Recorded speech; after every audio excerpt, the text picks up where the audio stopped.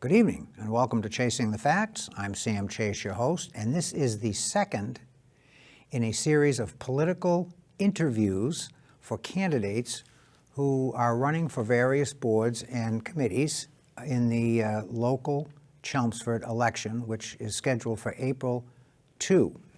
So the format that I had chosen was to have all of the candidates for the particular office together, and we do a roundtable discussion. We did that for the first interview for the select board candidates, and we will be doing it again for a planning board. And of course, we had scheduled that same format for school committee. However, unfortunately, one of the candidates, Rodney Cleaves, is feeling a little under the weather today. He called me earlier and said he would not be able to make this particular taping because he's not feeling well. So we're going to change it up a little bit. We have with us this evening Diana Lebeaux, who is one of two candidates running for school committee, and the other, as I said, is Rodney Cleaves.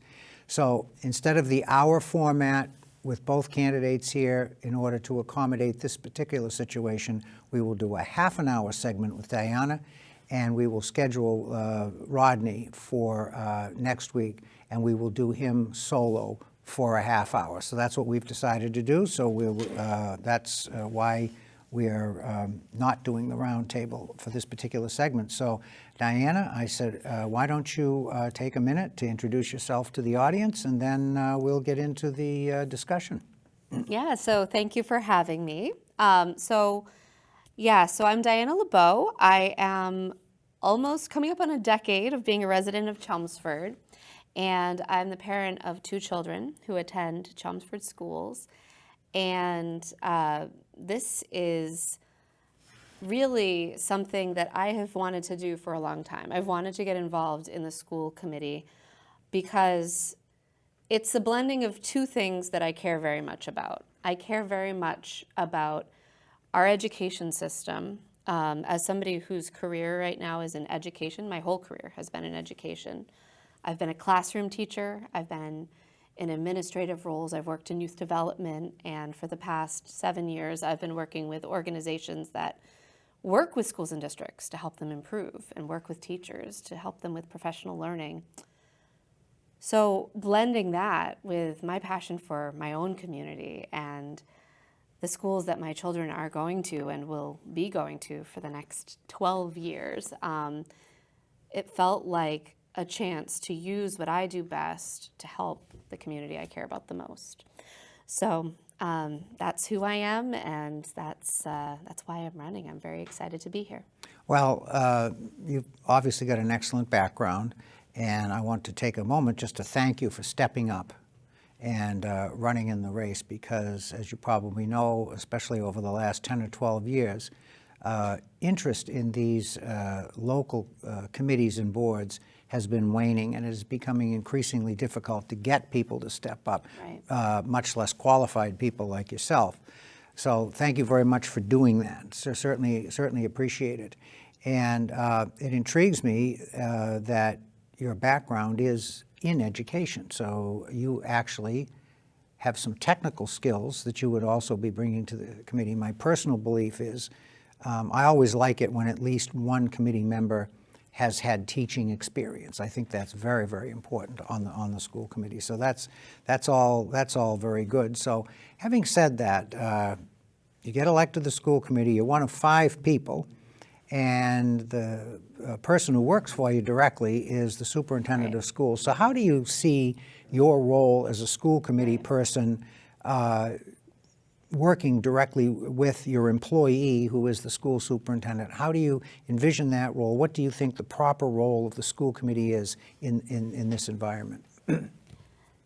Yeah, so if you look at, what Massachusetts law and statutes say about school committees, I guess the way I would interpret it is there's really 3 main roles. There's oversight of policy, really with the backing of what community members are looking for. That's why it's an elected position in most places, certainly in Chelmsford.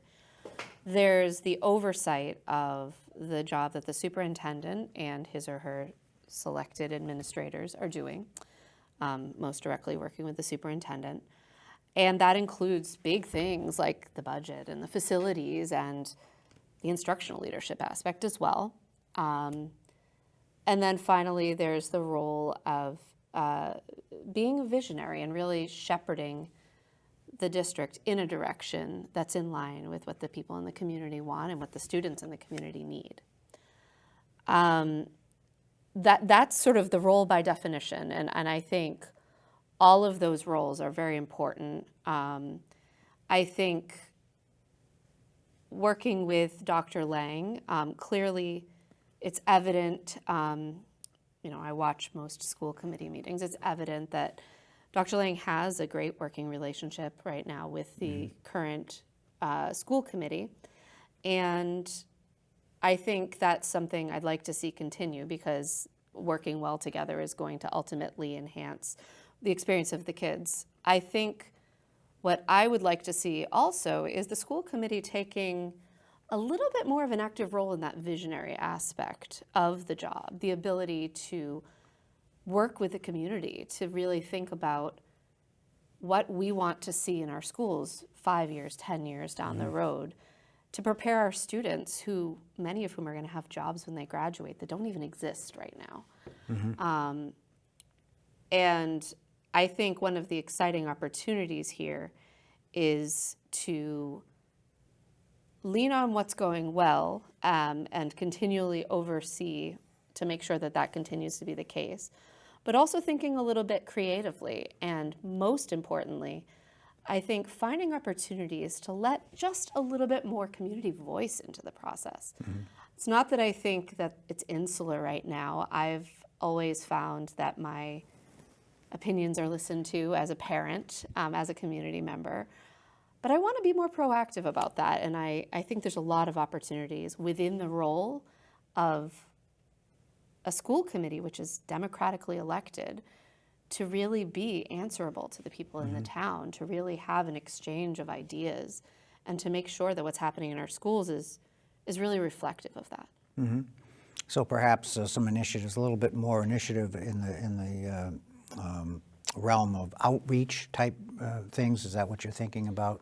Yeah, I think outreach for sure. I know the district has a strategic plan that 2 years old, something like that, that is going to shape a lot of what happens in our district for the next few years. And there was community input in that. I was actually one of the community members providing input as they were building that strategic plan. But I think this goes beyond official documents like strategic plans. I think that it concerns me a little bit how rarely there's public comment in the public comment section of school committee meetings. It concerns me that a lot of people in our town don't know who their school committee members are unless they look on a website. And it concerns me that as a parent of children in the schools who very much cares about what's happening in their future, who is around other parents all the time, who very much cares what happens in their future, there's a sense of being told that the place of the parent is to be on the PTA. The place of the community member is to volunteer in the schools. When I actually think there's a role we can take in really shaping it, building a vision for what our schools are doing and can do. There's opportunities for that. Give you an example.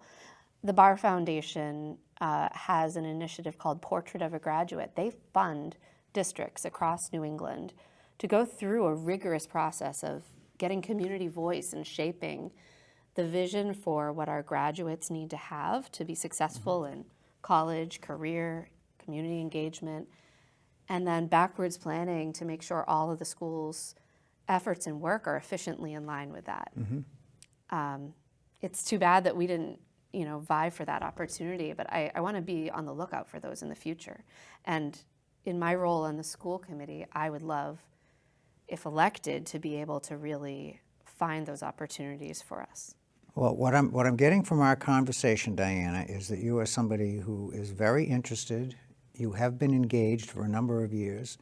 You know your facts, and you've given this.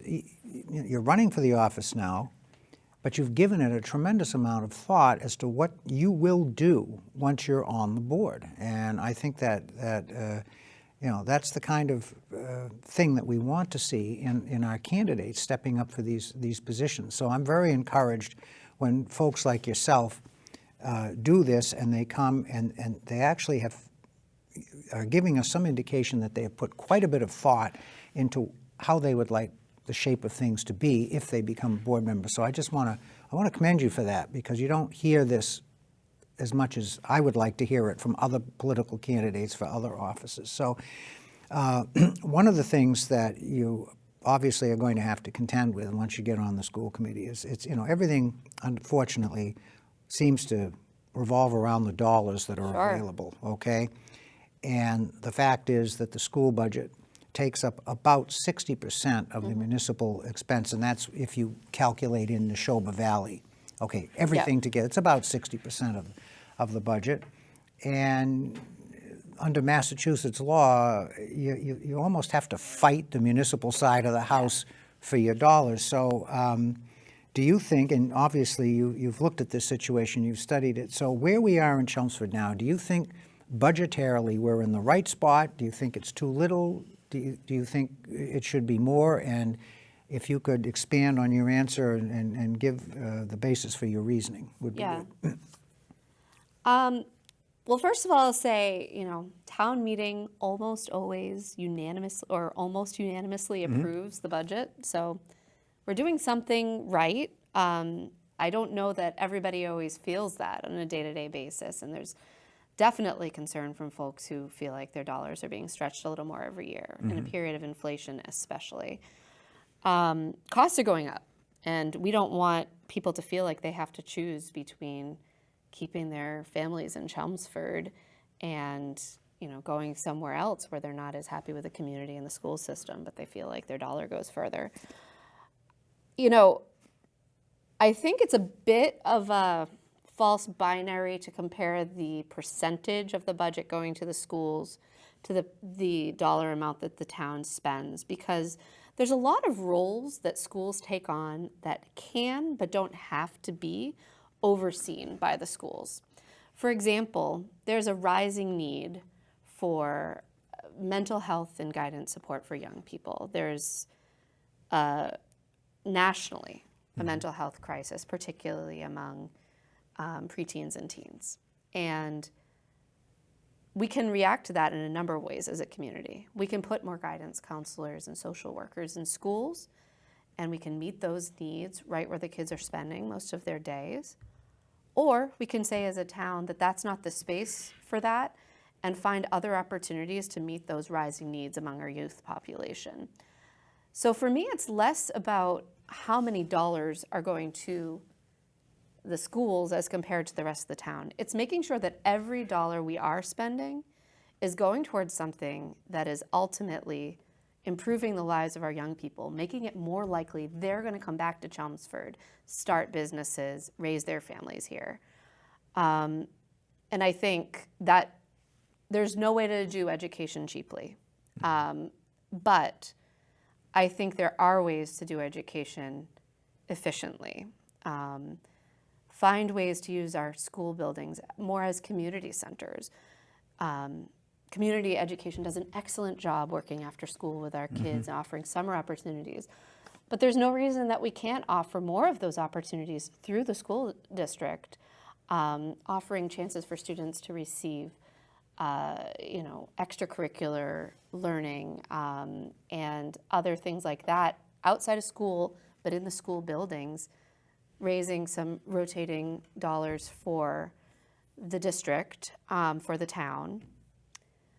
I could go on about this, but I think there's a lot of ways to think creatively about not just the use of our funds, but also the use of our buildings, the expertise that our staff, our educators, and others in the schools have to offer. But I want to be clear. I think the way to do that is not to dramatically slice apart the education budget. I think It's about looking line by line to make sure that we're doing the best we can with the money that there is, recognizing that an investment is needed. I chose to move to Chelmsford 10 years ago because I saw my son approaching school age, and I wanted to live in a community where we had excellent schools, where we had excellent opportunities. Our town invests a lot of its money in schools, public safety, and making sure that we have good facilities. And I want to live in a town like that. I think other families want to live in a town like that. And it doesn't matter if they're young families with kids getting to school age, or they're, aging families who want to live in a vibrant community that isn't increasingly becoming deserted by the young folks here, and brings the energy of all the generations. I think that's well said. My observation, and I've been here in town now 40 plus years and have served in the government in a number of capacities, and always been very interested in the school department's relationship with the townside management, and as well as the citizens at large. And I've been through periods where that relationship wasn't so good. Yes. Okay, my perception, and you've been looking at this now for quite a while, you're obviously very interested. So I just want to get your take on it. My perception is that over the last 10 years, that we have moved in a much more collaborative direction with our school committee, the school administration, the town manager. I know that the town manager and the school superintendent have a very good working relationship, and there doesn't seem to be the tension that there was 15 or 20 years ago. I mean, do you see that same thing, or do you have a different take on that? Yeah, no, I wasn't here 15, 20 years ago watching the relationship, and so I can't speak to the evolution. But what I can say is that every indication now is that there is a positive working relationship. I don't think it's, I don't think it is in a way siloed. I think there is some collaboration between the select board and the town manager that they oversee, and the school committee and the superintendent that they oversee. But and so I think there could be more collaboration, to be honest, because I do think that we have to capitalize on the positive relationships that are there right now, and not take that for granted, because it's not always the case. I, in my professional life, have worked with a variety of school districts where that is not the case. And there's, borderline contentious relationships. I think you're being very generous when you say that. And I really think it's an asset that we have these opportunities to collaborate. In preparation for our conversation today, I was looking through some notes from the tri-board meeting in December, and to me, that really reflects a shared vision for the next year or two. As I mentioned, I'd like to see some shared vision beyond the next year or two and really think long term. But I think that there is a positive relationship. Now, neither the select board nor the school committee's job is to get into the weeds of each and every decision made at the school department. But I do think that there is a way in which, by working together, we could really think creatively about finding opportunities to be creative and find opportunities for overlap. Yeah, I think you're right. One of the things that was suggested during the selectmen discussion that we just had was the strengthening of the liaison relationships. And as I say, 15 years or so ago, it seems to me that there was a stronger liaison presence at the committees. When I was on the select board, for example, I actually volunteered to be the school department liaison because I felt there was a need to strengthen that relationship. And I found that the school committee folks actually appreciated the presence at the meeting, to the point where after a while and everybody got comfortable, they would actually ask, me to participate in obviously they maintained the control. The liaison waited to be called upon. But how do you feel about that? I mean, I would like to see more of that type of relationship. I'd love to see that go both ways. Well, exactly. And I think just as it would be wonderful to have the insight of the select board and that sort of big picture view of what's happening in the town, I think it would be wonderful to bring someone's expertise for what's happening in the schools to the select board meeting as well, to be a point of reference as issues came up that were specific to the schools and that could help mediate any arising questions or tensions. So you've already touched upon this previously in the discussion. You've described a little bit about what your style is and how you, but you've had an opportunity to view the school committee meetings over a period of time. You've watched how each of the members manages their presence on the board. So how would you be different from the folks that are there now? That's a great question. There's a few things that I think would make me kind of a unique addition to the board that I think could positively contribute. One of them is that I am a trained facilitator. It is what I do a lot of the time during the day. Could you take a minute and explain exactly what that means? Absolutely. Okay. So I have gone through a lot of training to learn how to have productive group conversations, to talk about difficult things. Some of the trainings I've been to have literally been talking about courageous conversations, difficult conversations, navigating controversial topics. And I've been trained as a facilitator in that because a lot of what I do for my day job is bring a variety of stakeholders together, make sure that when we're making decisions about schools, we've got a parent at the table, we've got a teacher at the table, we have a school leader and a district leader at the table, and we have somebody who's just a member of the community, somebody who's a business owner. And together, we are talking about the tough stuff, the difficult decisions to make. And that's what I do for my day job. I would love to bring that to the board, that ability to move past procedure and into dialogue about how to shape the direction of our schools and the role that has in shaping the direction of our community. The other thing I think is valuable is right now, I think there's one person on the board who's the parent of currently students on the board. I would want to bring that perspective. I think I would be the only mom of the board of kids who are currently in Chelmsford schools. I'm an active member of the Chelmsford Mothers Club, and I have volunteered significantly. I've been on school councils of 2 different schools in Chelmsford over the past 5 years, and I think bringing the lens of someone who is directly experiencing what's happening in the schools as a parent is an important point of view. I really like having a diversity of perspectives on the board, and I think it would be nice to be there representing, that insight into the mom lens, which there's people there who have children who have previously gone through the schools. But again, things are different now. I want to be able to talk about what it's actually like today.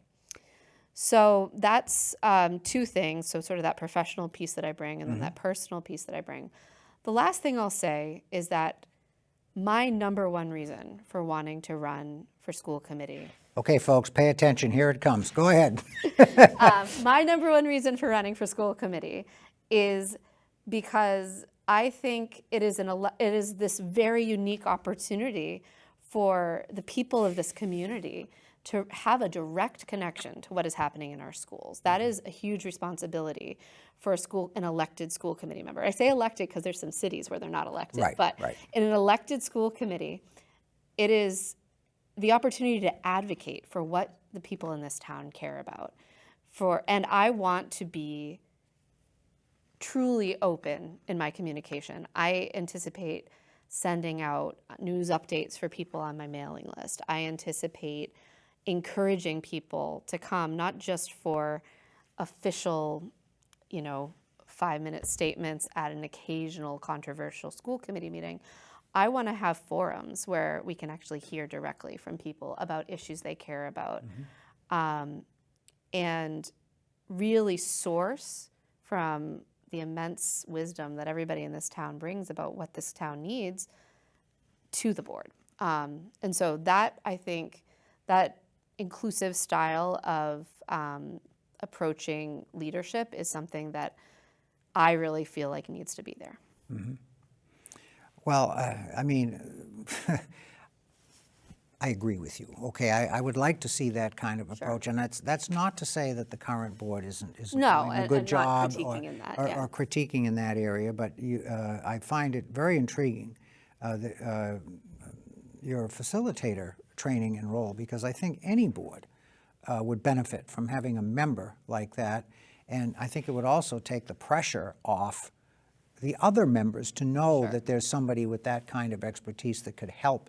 Because I think, and I know all the folks on the school committee, and I know that they are of like mind. I mean, a lot of the things that you've said here today mesh with the way they think things ought to be managed and going forward. So I think that's very good, and you would stand out as somebody who would be able to help in that situation. Very good. And also to be able, as we said earlier, to relate with the other boards, the select board, very important, and the town manager. And you probably already know this, but our town manager is intensely interested in maintaining a quality school system, and he's evidenced that over many years. So, and you know, obviously town manager participates in certain things, labor contract negotiations. So that's the nitty-gritty part of the school department that you're going to have to get down and dirty with some of these nitty-gritty things. So I was a middle school teacher. you're- I don't. Oh, worry you're about up to getting it. answers. You're up to it. Okay. Yeah, my wife was too. I know all about that. So yes, if you can deal with that, and that brings its own brand of politics It too, does. doesn't it? So Yes. that's yeah. I think you've expressed that very well. So is there anything? We've got about 2 minutes left. Is there anything else you would like to add over and above what you've already said? And leave some time to ask for the vote at the end. Yeah. So I think what I would like to add is that I think sometimes school committee is viewed as a group that either rubber stamps everything happening in the school department or interferes with it. I'm not interested in either of those things. I think there is a very specific and unique role that the school committee has to play in representing the town, in looking critically at what is happening in our schools, what's happening with our budget, what's happening 20 years down the road. And that's what I want to do on the school committee. And I hope that today or tonight, whenever someone's watching this, I've convinced the audience that I could be an asset to the school committee. But I really want to emphasize my deep commitment to this role right now on this committee. I am a parent. I'm not a politician. I'm an educator rather than an orator. I want this specific position because I know that I have the skills it takes, the passion for what is happening in our town and our schools, skin in the game, and I think the energy to really contribute positively to making sure that our schools are going to reflect the hopes and dreams of our community, the concerns of our community, and ideally the future of our community. So I hope if you support me, please check out my website, tell your friends, Look at the camera and ask. share for the your vote. ideas, and most importantly, please vote for me on April 2nd. Thank you. Thank you very much, Diana. Thank And you. we look forward to the balance of your campaign. And let's remember, folks, April 2nd or early voting, which is now in progress, please vote. Thank you very much, and we'll be talking to you on the campaign trail. That's a wrap.